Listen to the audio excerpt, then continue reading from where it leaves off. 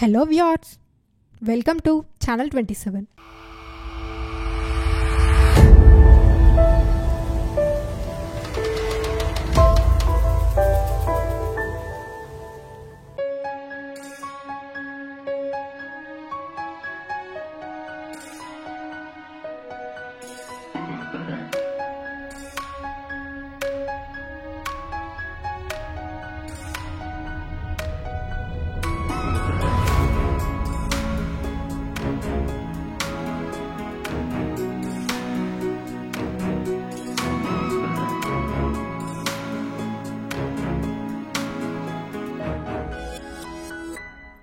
ఒంటిమిట్ట కోదండ రామాలయ దర్శనం తరువాత సమీపంలో ఉన్న నూతనముగా ఏర్పాటు చేసిన శ్రీ కోదండ రామస్వామి కళ్యాణ వేదికకు వచ్చాము.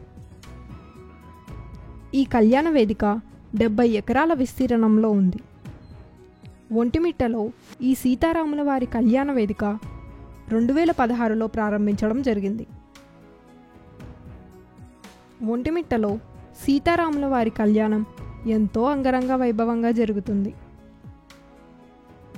ప్రతి సంవత్సరం పున్నమి వెన్నెలలో కళ్యాణ వేదికలో జరిగే సీతారాముల వారి కళ్యాణ కార్యక్రమాన్ని లక్షల్లో వీక్షించడానికి వీలుగా ఈ కళ్యాణ వేదికని ఏర్పాటు చేయడం జరిగింది.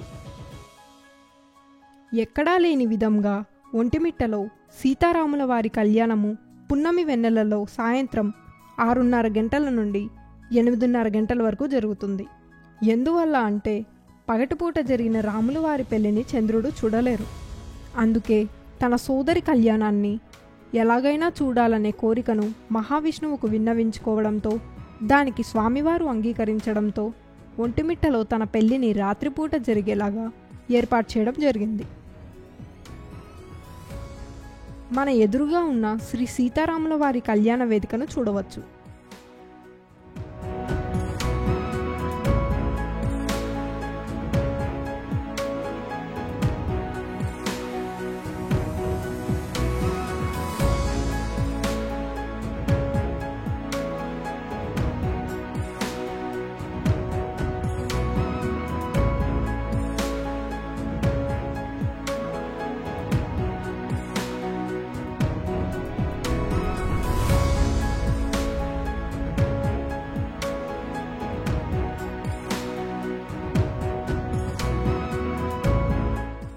సాధారణంగా రామాలయాల్లో ఆంజనేయ స్వామి విగ్రహము, గరుక్మంతుని విగ్రహము మనం గమనిస్తూ ఉంటాం.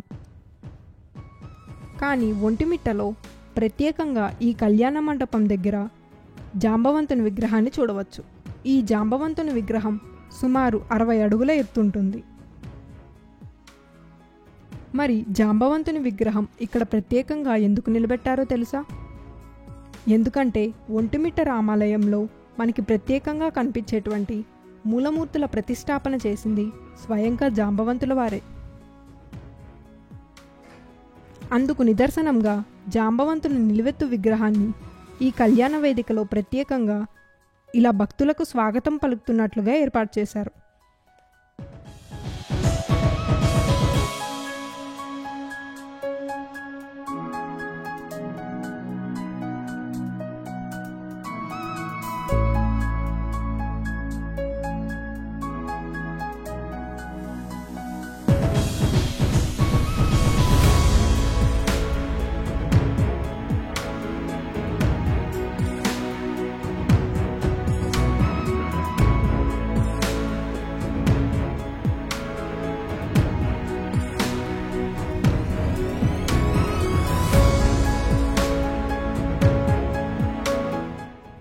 మరిన్ని ఇలాంటి ఇంట్రెస్టింగ్ అప్డేట్స్ కోసం మన ఛానల్ 27ని సబ్స్క్రైబ్ చేయండి. జై శ్రీరామ్.